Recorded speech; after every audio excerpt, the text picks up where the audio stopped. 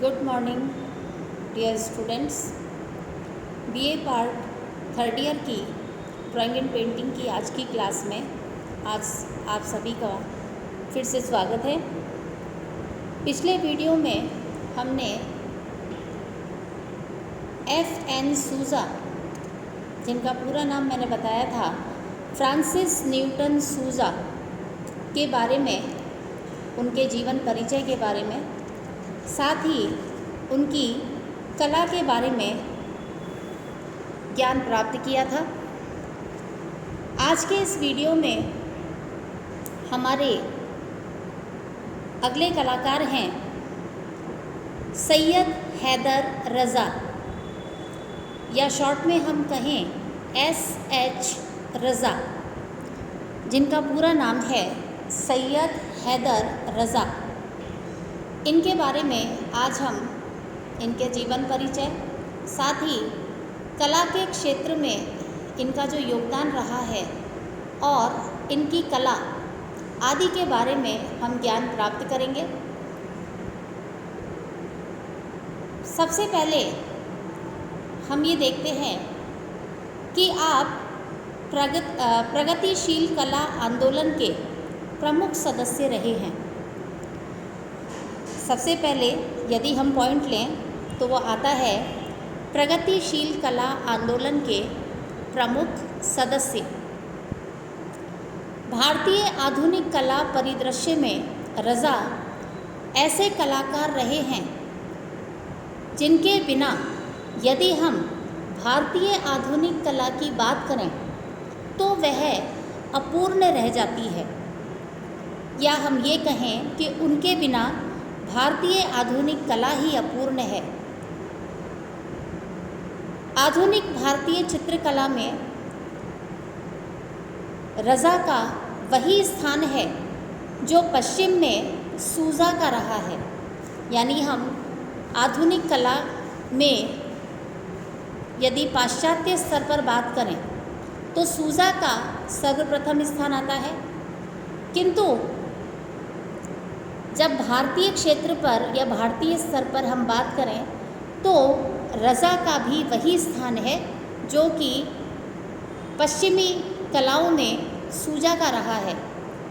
रज़ा progressive artist group के संस्थापक सदस्य थे। आरा और इन्हीं के प्रयासों से आरा भी कलाकार थे, जिनके बारे में हम अगले वीडियो में ज्ञान प्राप्त करेंगे। आरा और इन्हीं के यानी रज़ा के प्रयासों से भारतीय आधुनिक कला आंदोलन ने जोर पकड़ा था। रज़ा ने भारतीय परंपरा और संस्कृति को अपने चित्रों के माध्यम से जीवंत बनाया है। रज़ा की प्रकृति के उन्मुक्त वैभव की ओर आकर्षण रहा। रज़ा का जो प्रमुख आकर्षण है वह किस तरफ रहा? प्रकृति का जो सौंदर्य है उसके प्रति उनका आकर्षण अधिक रहा। आपकी कलाकृतियों में मात्र आकर्षण का अंधानुकरण ही नहीं मिलता, बल्कि उसकी अनुभूति अपनी ही धारणा शक्ति से प्रेरित होकर एक नई गतिशीलता के प्रभाव में नए संदर्भों को जन्म देता है। रज़ा के चित्रों में प्रकृति का सौंदर्य है, विकसित परिप्रेक्ष्य है, यथार्थ के संपर्क में, जो कि यथार्थ के संपर्क में अधिक प्राणवान बन पड़ा है। इनकी बुद्धि जैसे जैसे प्रखर होती गई वैसे वैसे नई अनुभूति की सारगर्भित गहराई में प्रविष्ट होती चली गई। तो इनकी जो भ्रांति थी वह मिट गई और रज़ा को ये अनुभव हुआ कि प्रकृति चेतना शून्य नहीं है।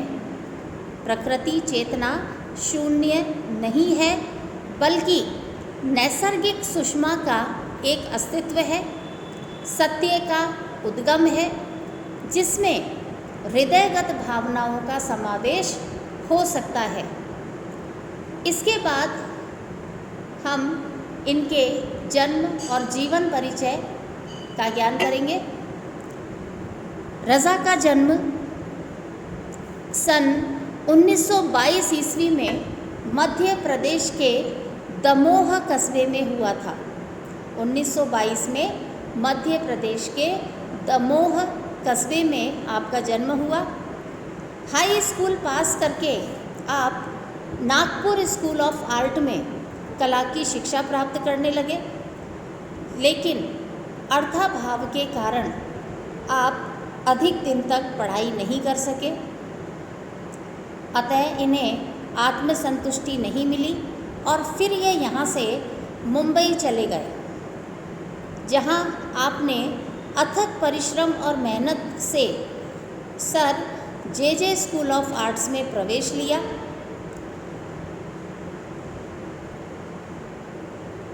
और अत्यंत कठिनाइयों में संघर्ष करते हुए फाइन आर्ट्स का डिप्लोमा यहाँ से प्राप्त किया। इसके पश्चात इनकी प्रतिभा उज्जवल होती चली गई। इनकी प्रदर्शनियाँ मुंबई, दिल्ली, नागपुर आदि कई स्थानों पर आयोजित हुई, जिससे इन्हें काफ़ी प्रशंसा भी मिली। देशी चित्रण। विदेशों में देशी चित्रण के प्रभाव से रज़ा को सरकारी छात्रवृत्ति भी मिली। इसके बाद फ्रेंच स्कॉलरशिप मिली, जिस पर रज़ा ने डी.वो आर्ट्स और स्टूडियो एडमंड हेज जो कि विदेशी आर्ट गैलरियां हैं, ये है पेरिस में, जहां पर इन्होंने कला का और भी अधिक अध्ययन किया। फ्रांसीसी सरकार से एक बहुत बड़ा पुरस्कार मिलने के बाद रज़ा सन 1950 यानी 1950 ईस्वी से या इसके बाद से ही पेरिस में ही बस गए थे। फ्रांस की राजधानी पेरिस में आप रहने लगे।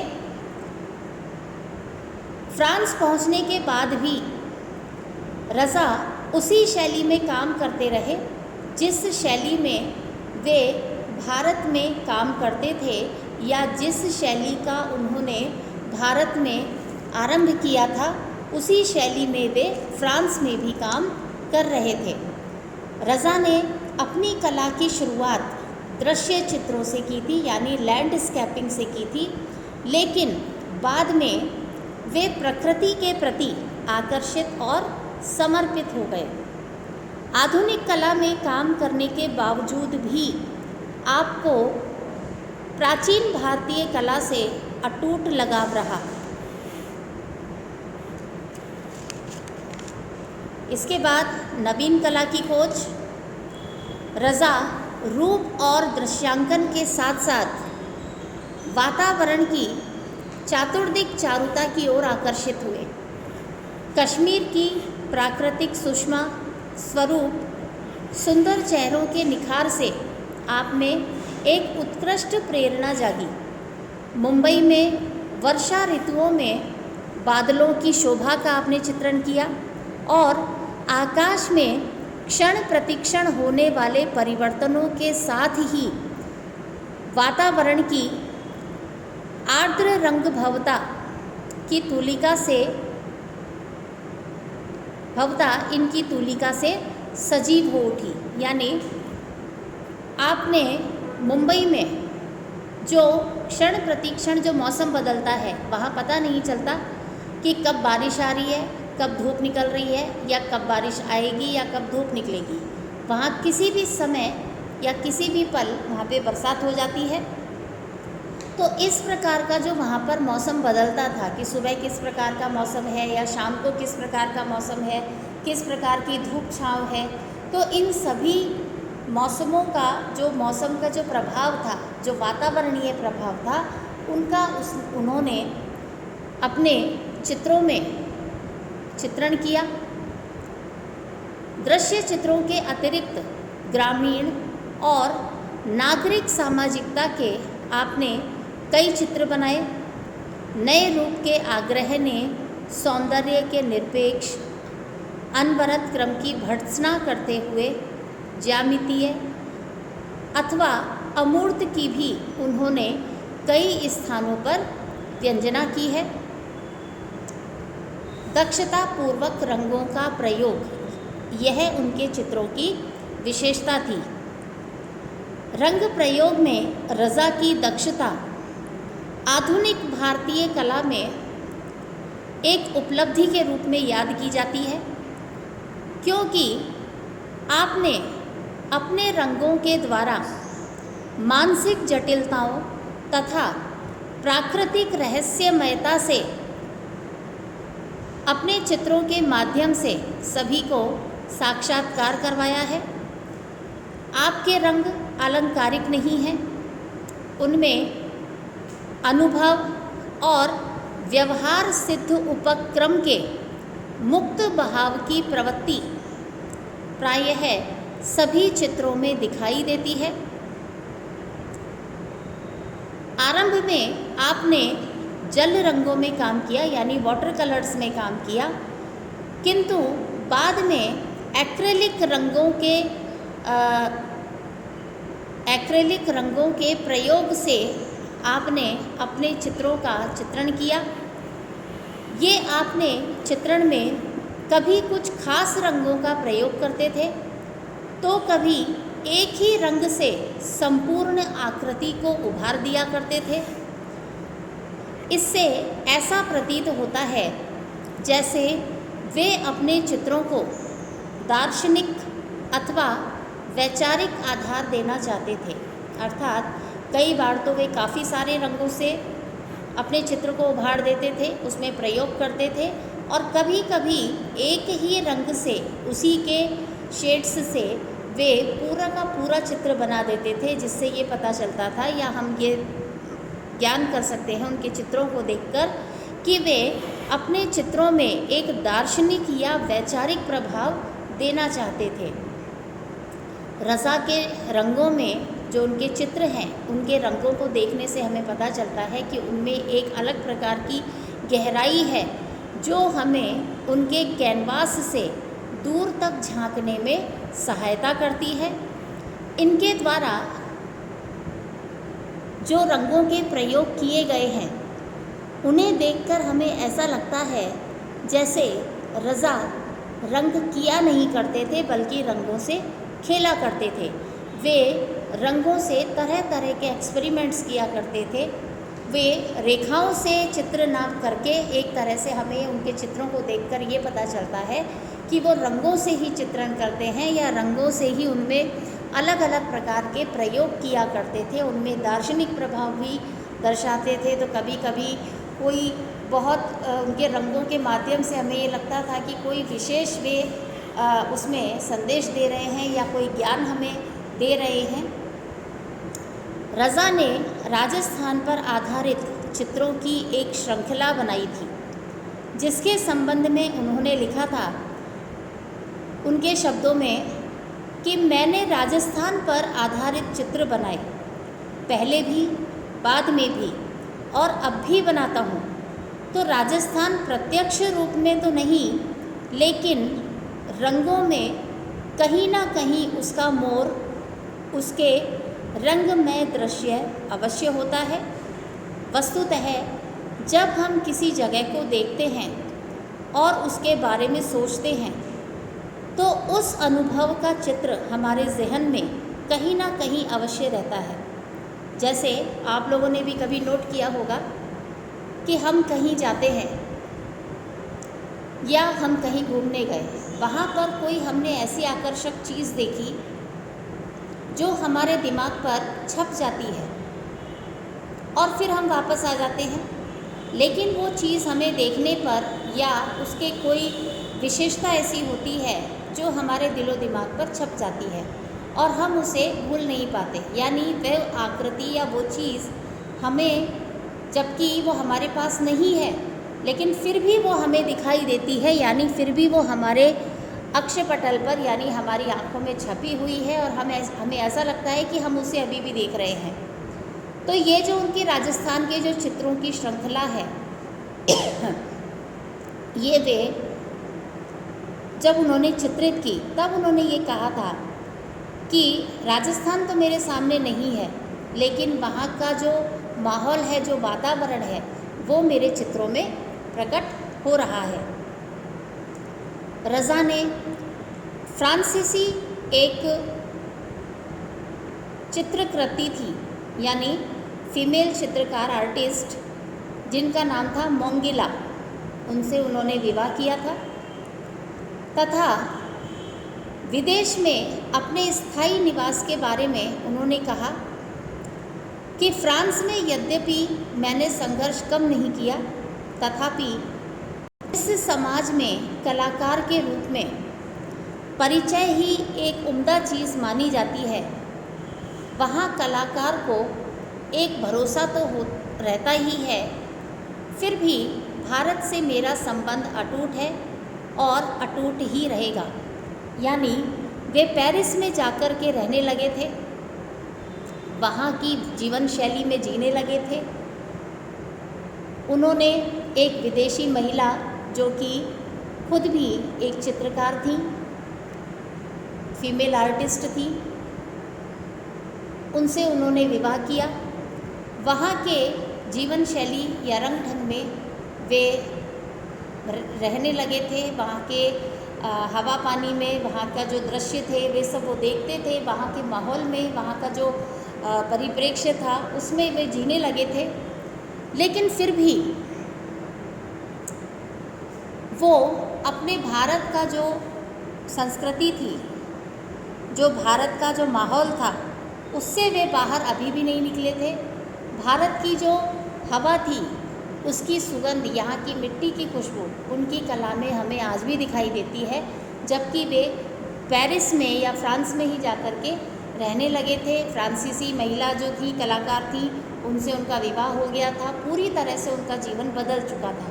लेकिन फिर भी उनका भारतीय परिप्रेक्ष्य से, भारतीय वातावरण से, भारतीय शैली से उनका संबंध नहीं टूटा था और वे अपने जीवन के अंतिम समय तक भारतीय कला शैली में ही काम कर रहे थे, जबकि वे विदेश में रह रहे थे। कई विदेशी लोगों का उन पर प्रभाव था, कई विदेशी कलाओं का उन पर प्रभाव था, लेकिन फिर भी उनकी शैली में भारतीयता, यहाँ के जो संस्कार हैं, यहाँ की जो संस्कृति है, वह स्पष्टतया उनकी कला में हमें दिखाई देती है।